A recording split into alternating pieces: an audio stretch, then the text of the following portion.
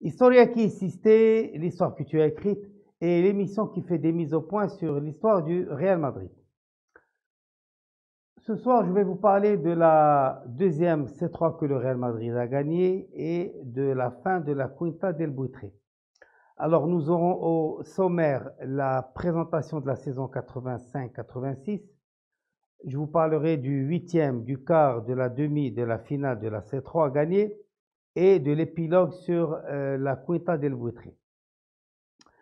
Après son élection en 1985, Ramon Mendoza avait pour objectif de renouer avec la Liga qui échappe au Real Madrid depuis son triplé d'affilée de 78 à 80 et surtout remporter la Coupe d'Europe des clubs champions. Et pour cela, il ne va pas lésiner sur les moyens, il va mettre le paquet et recruter d'emblée Hugo Sanchez de l'Atlético de Madrid, Pichichi la saison précédente, Gordillo du Betis de Séville et de Maceda de Gijón, Maceda qui est le pilier de la Roja. On notera le départ de Stilique pour le Xamax Neuchâtel. Vous comprendrez pourquoi j'en parle dans quelques instants. Et Moloni qui reste aux commandes du Real Madrid jusqu'à la fin de la saison 85-86, alors qu'il était juste venu la fin de la saison précédente pour assurer l'intérim, car il voulait prendre sa retraite, mais il a changé d'avis. Cette saison, c'est une belle saison, c'est un bon cru pour le Real Madrid, car il va renouer avec le doublé Liga-Coupe d'Europe. Alors, en huitième de finale, le Real Madrid va rencontrer le Borussia Mönchengladbach, qui était plus ou moins l'équivalent du Bayern pendant les années 70 en Allemagne, avec Jupp Heynckes aux commandes. C'est un grand club allemand qui a sorti les Berti Vogt, Bonhoff, Netzer et autres Stilique. Le match aller a lieu le 27 novembre 1985 au Rheinstadion à Düsseldorf. Lourde défaite du Real Madrid, 5 buts à 1, avec en prime l'expulsion à la 70e minute de Gordillo, auteur du but de l'espoir 2 minutes auparavant, et un carton jaune qui va peser lourd pour Hugo Sanchez, car ce carton jaune est synonyme de suspension pour le match retour. Ce match retour a lieu le 11 décembre 1985 au Santiago Bernabéu et le Real Madrid va encore une fois réaliser une autre grosse remontada. Victoire du Real Madrid 4-0, doublé de Valdano et doublé de Santillana.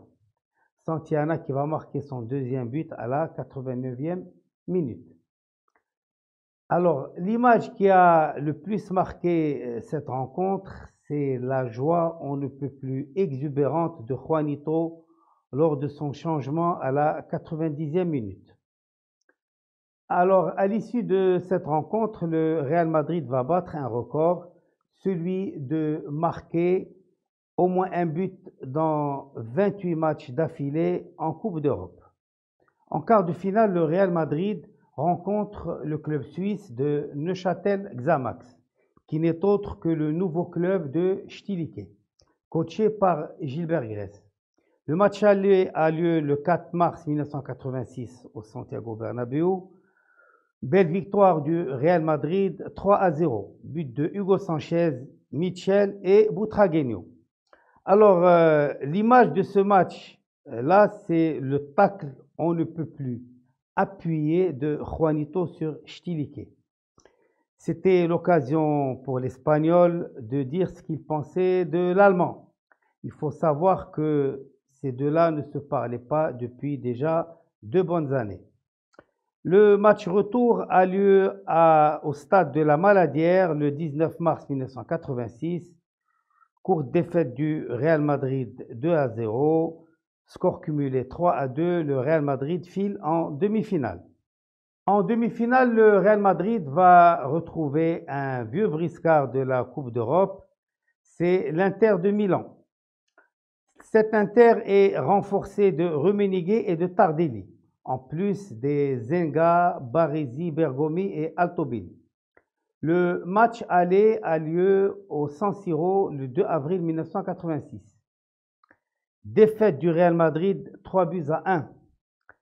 Le Real Madrid a encaissé des buts, disons, gag, surtout un contre son camp de Salguero à la 88e minute, alors que Valdano venait de réduire le score une minute auparavant. Il faut noter la grave blessure de Sanchiz qui voit sa saison se terminer dans ce match-là. Et il va aussi s'envoler ses chances d'évoluer dans la Roja dans le mondial 1986. Alors, le match aller a lieu au Bernabéu le 16 avril 1986. Au bout de 90 minutes de jeu, le score est de 3-1, soit une égalité parfaite de 4 partout sur les deux matchs. Les deux équipes vont alors devoir s'affronter en prolongation et Santiana va marquer un doublé, un but à la 94e et un deuxième à la 107e minute. Score final 5-1. Score cumulé 6-4. Le Real Madrid tient sa finale. En finale, le Real Madrid rencontre le FC Cologne, le club de Littbarski, de Schumacher et Klaus Allofs. Klaus Allofs qui est le buteur de la C3 cette saison-là. Alors, comme vous savez, les finales de la C3 se déroulent en 2 rencontres. Le match aller a lieu le 30 avril 1986 au Santiago Bernabéu. Cologne va ouvrir le score par l'inévitable Allofs à la 29e minute. Mais après, c'est le déluge qui va déferler sur l'équipe allemande, car le Real Madrid va écraser Cologne 5-1. Le match retour le 6 mai 1986 à l'Olympiastadion à Berlin n'est qu'une formalité, courte défaite du Real Madrid 2-0. Score cumulé 5-3. Le Real Madrid remporte sa deuxième C3 d'affilée et il remporte un doublé. Il renoue avec le doublé Liga Coupe d'Europe. C'est la première fois depuis 1958. Il faut savoir qu'en cette année-là, c'était la première fois que l'Espagne alignait 3 finalistes dans les 3 Coupes d'Europe. Barcelone en C1 qui perd contre Bucarest. En C2, c'est l'Atlético qui est humilié devant le Dynamo de Kiev. Seul le Real Madrid a gagné sa finale. Et ce, malgré avoir perdu tous ses matchs à l'extérieur, à Athènes, au Rheinstadion, à Neuchâtel, au San Siro et au Olympiastadion.